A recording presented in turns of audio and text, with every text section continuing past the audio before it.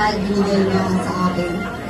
Maraming salamat po sa aking immediate family, lalo na po kay bro husband, at sa aking mga anak, sa aking mga kapatid, sa aking mga kamag-anak, sa aking mga kaibigan, noong 1980 pa, 1981, yung aking mga bagong kaibigan na D-group, sa aking mga dating kasama ng katrabaho, maraming salamat ang aking mga kasumbang, ang aking mga first cousin.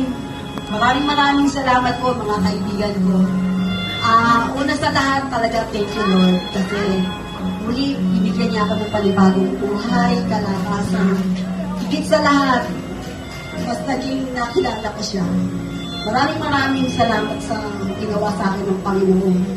Siguro, nasabi nga ng anak ko kami na share ko na rin, na last January talagang nag-collapse po ako talagang sabi ni brother husband talagang walang malay. Buti na lang may doktorang laging madaling i-text na talagang nag-emergency, talagang ang bait talaga ng Lord. Nung magising ako, sabi ng brother Warren, may vision ka pa.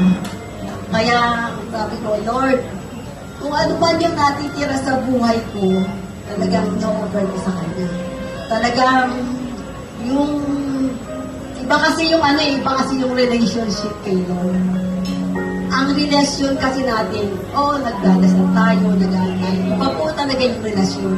Yung relasyon talagang lagi nating nakakausap si Lord.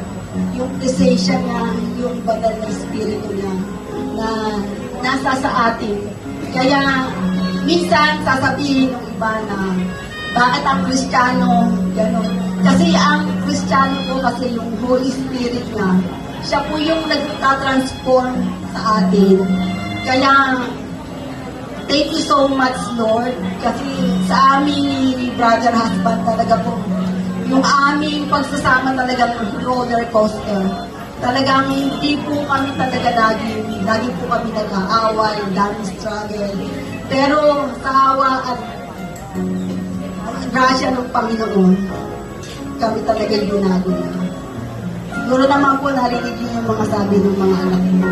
Talagang mahirap. Hindi natin kaya, pero ang Lord, kaya-kaya niya tayong maguhin. So, maraming salamat po muli sa aking mga kaibigan, sa inyo po lahat. Buong puso po ako nagpapasalamat sa inyo. At higit sa lahat, sa aking nanay, kung walang nanay ko, wala po ako dito. Nay, I love you so much.